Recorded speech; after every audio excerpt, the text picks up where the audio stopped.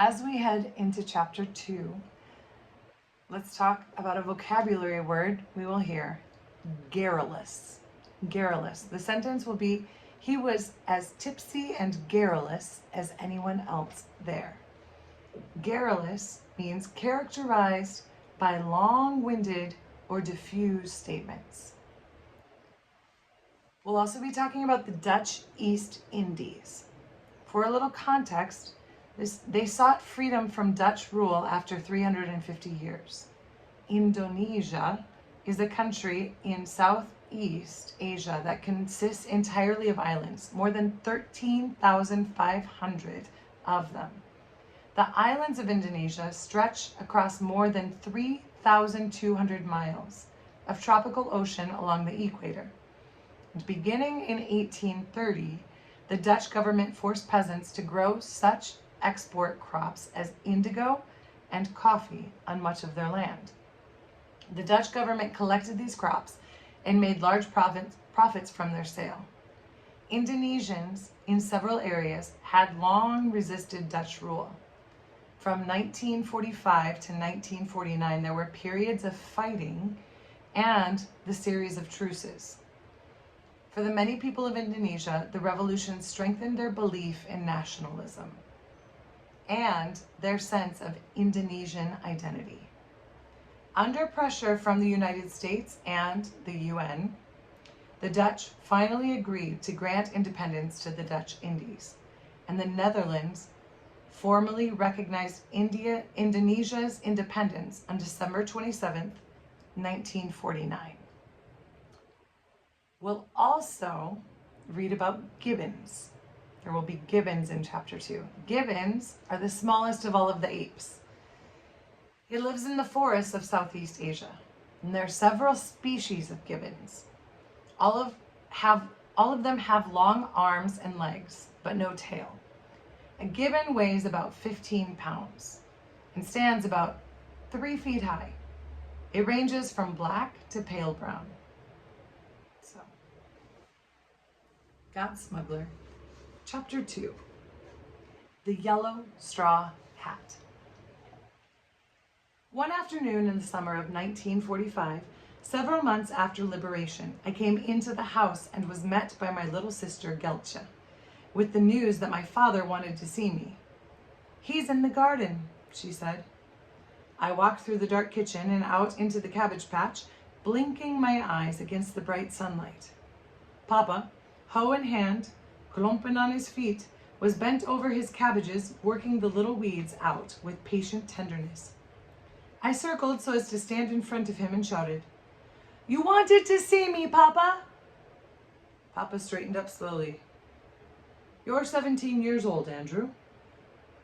I knew instantly what direction the conversation was going to take. "Yes, sir." "What do you plan to do with your life?"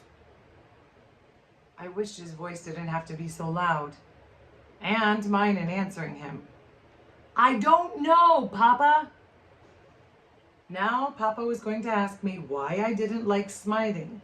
He did. Then he was going to ask why I had not stuck with machine fitting, a trade I had tried to learn during the occupation. He did that too. I knew that all wit could hear both his questions and the vague and evasive answers with which I tried to satisfy him. "It is time for you to choose a trade, Andrew. By fall, I want your decision." My father leaned back over his hoe, and I knew the conversation was over. I had then perhaps 2 months to decide on my life's work. Oh, I knew what I wanted all right. To find somehow a life that broke out of the mold, to find adventure, to get away from wit, from the mental set that was constantly looking backward. But I also knew that my prospects were not very good. The Germans had come when I was in the 6th grade and taken over the school building, and that was the end of my formal education. The only thing I could do well was run. That afternoon, I took off again across the polders, barefoot, running mile after mile along the little footpaths used by the farmers. After 5 miles, I was just getting warmed up. I ran through the town where I had bought the firecrackers, and my mind was clear now and functioning well. I scrambled up the dike that led back to Wit with a mounting sense that I was close to my answer. The solution was clear. There was constant talk in the paper about armed rebellion in the colonies. The Dutch East Indies, so recently liberated from Japan, were now presuming to claim independence from Holland as well. Daily, we were reminded that these colonies were Dutch soil, had been for 350 years. Why were our armies not reclaiming them for the crown? Why indeed? That night I announced to the household that I knew already what I was going to do. "What's that, Andy?" said Marcia. "Join the army." Mother's instinct was to draw in her breath. "Oh, Andrew!" She had seen too much of armies. "Must we always think of killing?" But my father and brothers were of a different mind. The very next week, I borrowed Papa's bicycle and pedaled to the recruiting office in Amsterdam. By nightfall, I was home again, much diminished in my own sight. The army took 17-year-olds only in the calendar year in which they turned 18. I wouldn't be 18 until May of 1946. In January, I was back, and this time I was accepted. Before long, I was strutting through Wit in my new uniform, oblivious to the fact that the pants were too small, the jacket too big, the whole effect quite top-heavy. But I was going off to take back our colonies for the Queen, and perhaps get a few of those dirty revolutionaries who everyone said were communists and bastards. The two words automatically went together.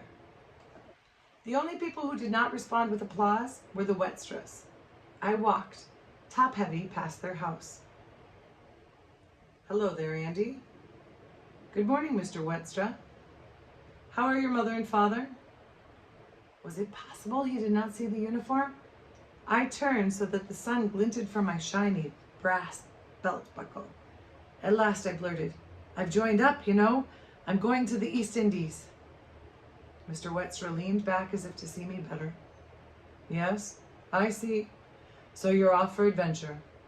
I will pray for you, Andrew. I will pray that the adventure you find will satisfy." I stared at him, puzzled. Whatever did he mean? Adventure that would satisfy? Any kind of adventure, I thought as I looked out over the flat fields stretching away from Wit in every direction. Any adventure would satisfy me more than the long sleep of this village. So I left home. I left home emotionally as well as physically. I worked hard during basic training and felt for the first time in my life that I was doing something I wanted to do. Oh, how I liked being treated as an adult. Part of my training took place in the town of Gorkum. Each Sunday I would go to church, not because I was interested in the service, but because afterward I could count on being invited to dinner. I always enjoyed telling my hosts that I had been picked for special commando training in Indonesia. Within a few weeks, I would say, dramatically pushing my chair back and taking a long draw from my after-Sunday dinner cigar, I shall be in hand-to-hand combat with the enemy. And then, striking a somewhat distant look, I would ask if my hosts would consider writing me while I was overseas. They always agreed, and before I left Holland, I had 70 names on my correspondence list. One of them was a girl. I met her in the usual way, after church. A reform service that particular Sunday. She was the most beautiful girl I had ever seen. About my age, I guessed. Extremely slender, with hair so black it had a tinge of blue in it. But what impressed me most was her skin. I had read about skin as white as snow. This was the first time I had ever seen it. After a pleasant snooze during the sermon, I went invitation fishing. Sure enough, I timed my exit just right. Snow White was at the door. She introduced herself. "I'm Thiel," she said. I'm Andrew. My mother wonders if you would like to have dinner with us. Very much indeed, I said, and moments later I left the church with the princess on my arm. Thiel's father was a fishmonger. His home was over a shop down by the waterfront in Gorkum, and throughout our dinner the pleasant smells of the dockside mingled with the odors of boiled cabbage and ham. Afterward, we sat in the family drawing room. "Cigar, Andrew," said Thiel's father. "Thank you, sir." I chose one carefully and rolled it in my fingers as I had seen the men in wit do. Frankly, I didn't like the taste of cigars, but the association with manhood was so strong that I would have smoked rope and enjoyed it.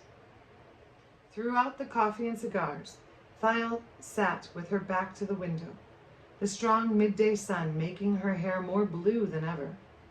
She said hardly a word, but already I knew that this young girl was going to be one of my correspondents, and perhaps a lot more too. On November 22nd, 1946, my last day at home, I had already said goodbye to Thiel and one of the other families in Gorkum. Now it was time to take leave of my own family. If only I had known it was the last time I would see Mama. I would have been far less of the dashing soldier going off to war, but I didn't know, and I took Mama's embrace as my due. I thought I looked rather well. At last I had a uniform that fit. I was in excellent physical shape. My hair was cut close army style. Just as I was ready to leave, Mama reached under her apron and pulled out a little book. I knew right away what it would be. Her Bible. "Andrew, will you take this with you?" Of course, I said, yes. "Will you read it, Andrew?" Can you ever say no to your mother? You can do no, but you can't say no. I put the Bible in my duffel bag, as far down as it would go, and forgot it. Our transport ship, the Sibajak, landed in Indonesia just before Christmas, 1946. My heart raced with excitement as the heavy tropical smells, the sight of naked porters moving up and down the gangplanks, the sounds of the hawkers on the dock trying to get our attention. I shouldered my duffel bag and struggled down the gangplank into the fierce sun of the dockside. I did not guess that within a few weeks I would be killing children and unarmed adults, just like the people who crowded around me now. A few of the hawkers were selling monkeys. Each was held by a little chain, and many had been trained to do tricks. I was fascinated by these little creatures with their serious, ancient faces, and stooped down to look at one of them more closely. "Don't touch him." I straightened up to find myself facing one of my officers. "They bite, soldier." The officer was smiling, but he was serious. "Half of them have rabies, you know." The officer moved on, and I withdrew my hand. The little boy who was holding the monkey chased after the officer, shrieking at him for ruining the sale. I moved back into the line of debarking soldiers, but right then I knew I had to have a monkey of my own. Those of us who qualified were separated from the rest of the troops and sent to a nearby island for training as commandos. I liked running the tough obstacle courses, scaling walls, swinging across creeks on vines, crawling into culverts, wriggling under machine gun fire. Even more, I liked the hand combat training, where we worked with bayonets, knives, and bare hands. Hi, hi, ho! It was lunge and parry, thrust with fingers stiff, come at the enemy with drawn knife. For some reason, the thought never penetrated that I was training to kill human beings. Part of the education of a commando was the development of self-confidence. But here I needed no schooling. From childhood, I had completely unfounded confidence in my ability to do anything I set out to do. Like drive a Bren carrier, for instance. These were heavy armored vehicles mounted on caterpillar treads, and handling them was difficult even for someone who could drive an automobile, which I could not. But each day, as we went out on maneuvers, I watched the driver of the carrier on which I rode, until it seemed to me that I had the hang of it. Unexpectedly, one day, I had a chance to find out. Coming out of company headquarters, I ran into an officer. "Can you drive a Bren carrier, soldier?" A quick salute and an even quicker, "Yes, sir." "Well, that one there has to go to the garage. Let's go." In front of us at the curb was the carrier. 300 yards away was the garage. 7 other carriers were parked there, nose to tail, waiting to be serviced. I hopped snappily into the driver's seat while the officer climbed in beside me. I looked at the dashboard. There in front of me was a key, and I remembered that the driver always turned that first of all. Sure enough, the engine coughed once and then caught. Now, which of those pedals was the clutch? I pressed one of them, and it went to the floor, and I knew I had been lucky twice in a row. I put the carrier into gear, let go of the clutch pedal, and with a great kangaroo leap, we launched into space. The officer looked at me quickly, but said nothing. No Bren carrier ever starts smoothly. But as I raced full throttle down the company street, I noticed that he was holding on with both hands and bracing his feet. We covered the 300 yards with only one near accident.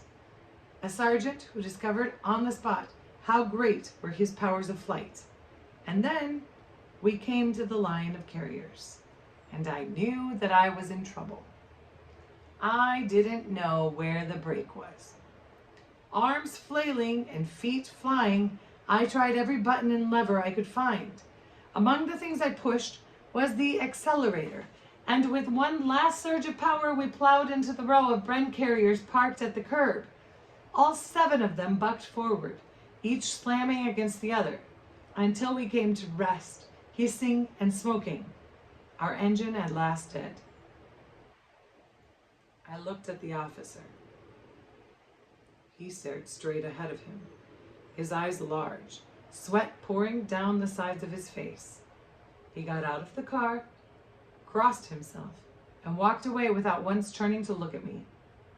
The sergeant ran up to me and pulled me out of the driver's seat. "What on earth got into you, soldier?" "He asked me if I knew how to drive it, Sergeant. He didn't ask if I knew how to stop." It was probably fortunate for me that we were leaving the next morning for our first combat mission. We were going, rumor said, to relieve a company of commandos that had lost 3 out of every 4 of its men. At dawn, we were flown to the front, and instantly, I knew that I had been wrong about this adventure. It wasn't the danger. I liked that. It was the killing.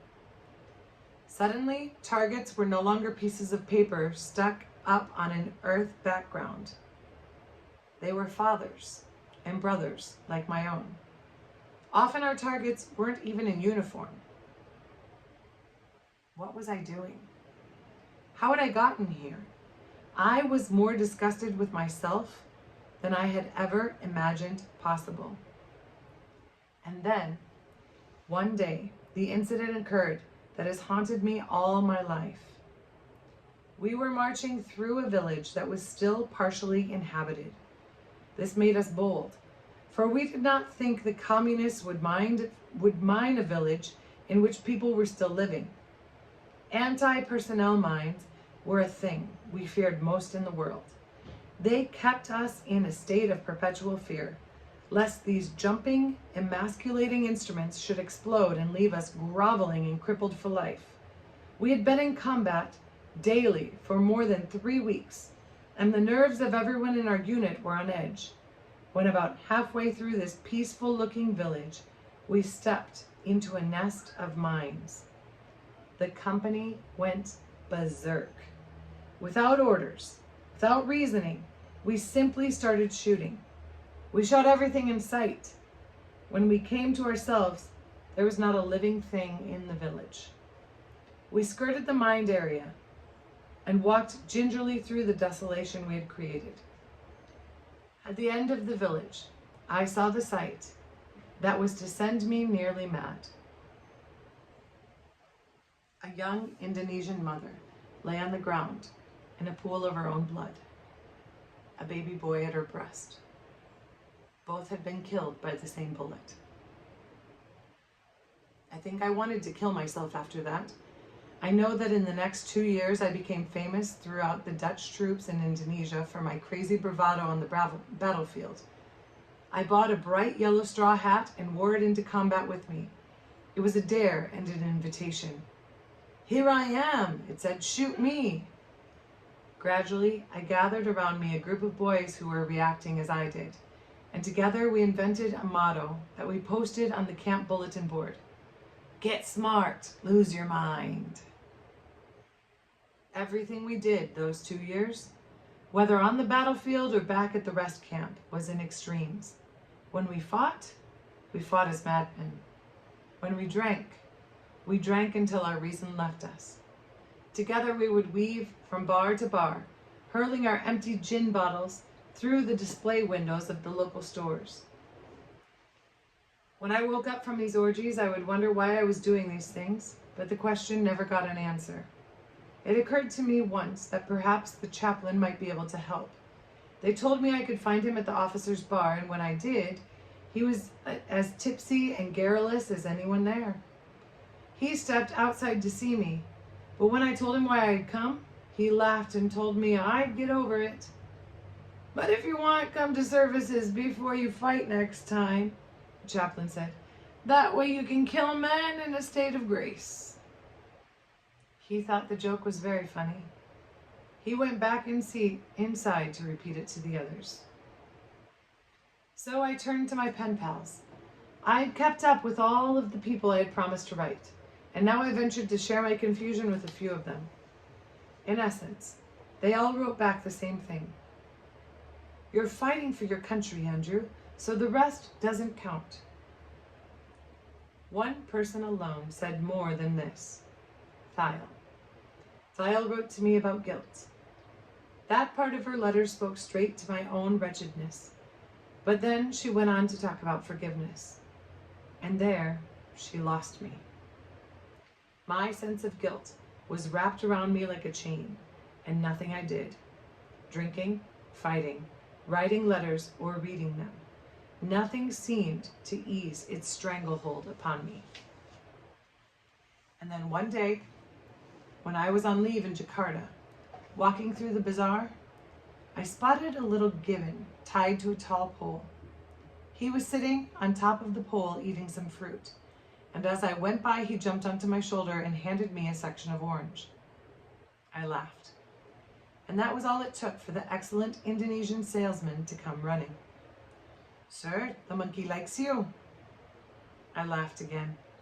The gibbon blinked twice, very deliberately, and then showed me his teeth in what could have been a grin.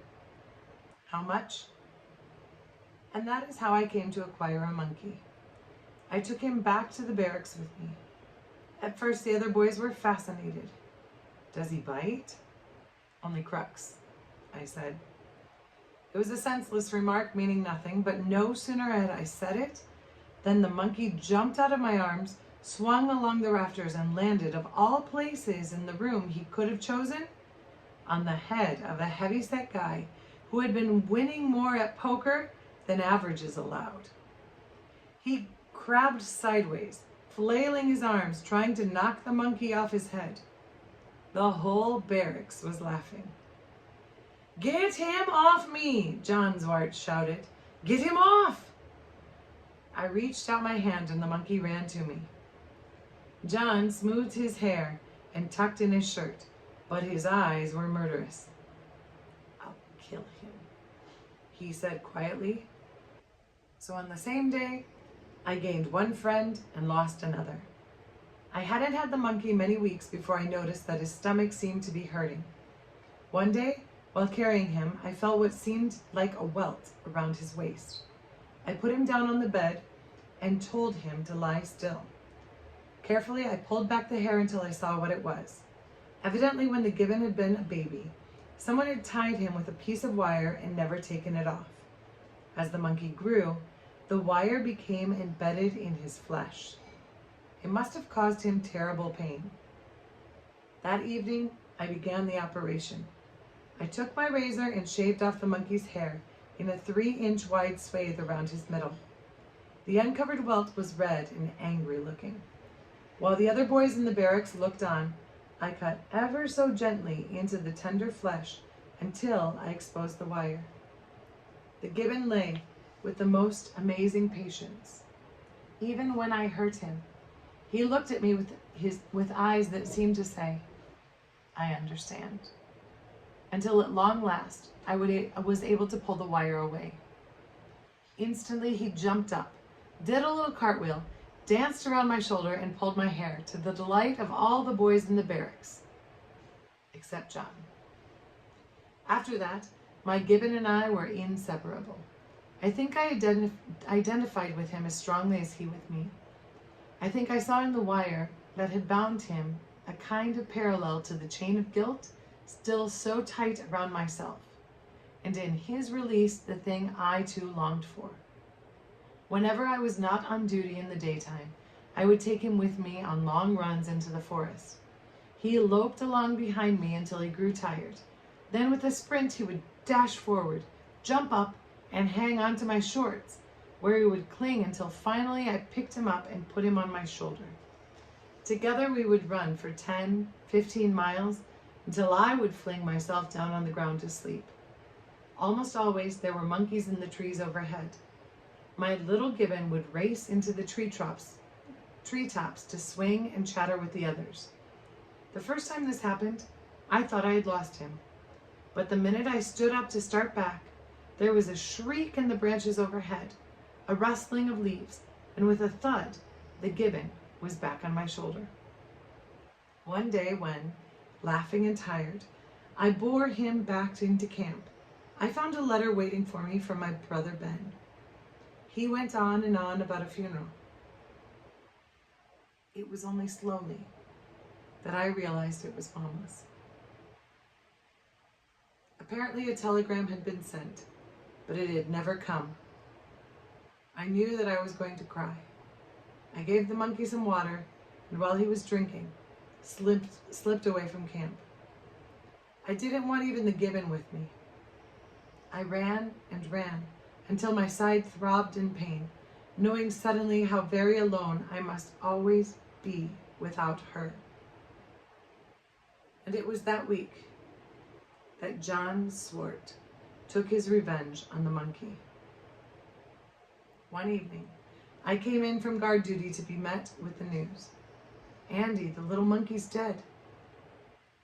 Dead. I looked up dully. What happened? One of the boys picked him up by his tail and kept slamming him against the wall. Was it Zwart? The guy wouldn't answer. Where's the monkey now? He's outside in the bushes. I found him draped over a branch. The worst of it was, he wasn't quite dead. I picked him up and brought him back to the barracks.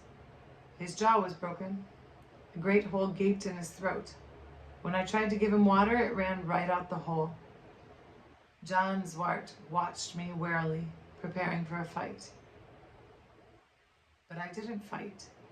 Too many blows in a row had left me stupefied. Over the next 10 days, I nursed that monkey day and night. I sewed its throat closed and fed it sugar water. I rubbed its little muscles. I stroked its fur. I kept it warm and talked to it constantly. It was a creature I had released from bondage, and I wasn't going to let it go without a struggle. Slowly, very slowly, my gibbon began to eat, and then to crawl about on the bed, and at last to sit up and chatter at me crossly if I was slow with the hourly feedings. At the end of 2 months, he was running with me again in the forest. But he never recovered his confidence in people. The barracks was a place of terror for him. The only time he would stop trembling when people were close was when all four legs and his tail were wrapped around my arm and his head was hidden in my shirt front. When news came of a major new drive against the enemy, I asked if someone who could drive would borrow a jeep and take me and my gibbon into the jungle. I want to let him go and then drive away fast, I said. Will anyone take me? I'll go.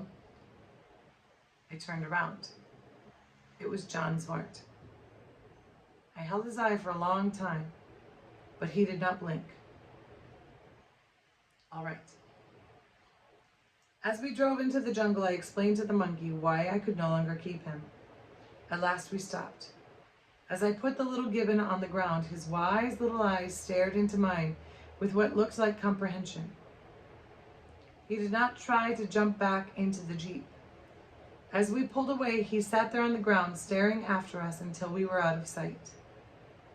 The next morning, February 12th, 1949, our unit moved out at dawn. It was a good thing I let the monkey go when I did, for I never got back to camp. I tried to pretend the same bravado on this mission that I had felt on earlier ones. I wore my yellow straw hat as I had before. I shouted as loud, I cursed, I moved forward with my company day after day, but even my defiance seemed to have deserted me. And then one morning a bullet smashed through my ankle, and I was out of the war. It happened so suddenly and, at first, so painlessly that I did not know what had happened. We had walked into an ambush. The enemy was on 3 sides of us, and many times our strength. Why I was shot in the ankle and not in my straw hat, I don't know. But as I was running, I suddenly fell. I knew I had not stumbled, but I could not get up. And then I saw that my right combat boot had 2 holes in it. Blood was coming out of both of them. I'm hit, I called, not excited. It was simply a fact, and I stated it as such. A buddy rolled me into a ditch out of sight. At last, medics came with a stretcher. They put me on it and began moving me out, crouching low in the ditch. I still had on my yellow hat and refused to take it off, even when it drew fire. A bullet once went through the crown. I just didn't care. Hours later, still wearing my yellow straw hat, I was stretched out on an operating table in the evacuation hospital. It took 2.5 hours to sew up the foot. I heard the doctors discussing whether or not to amputate. The nurse asked me to take off the hat, but I refused. Don't you know what this is? The doctor asked the nurse. That's the unit's symbol. These are the boys who got smart and lost their minds. But I hadn't. That was the final irony, the final failure.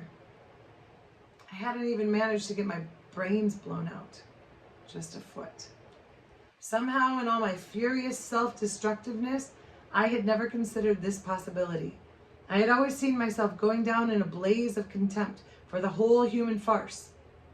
But to live, and crippled, that was the meanest fate of all. My great adventure had failed. Worse, I was 20 years old, and I had discovered that there was no real adventure anywhere in the world.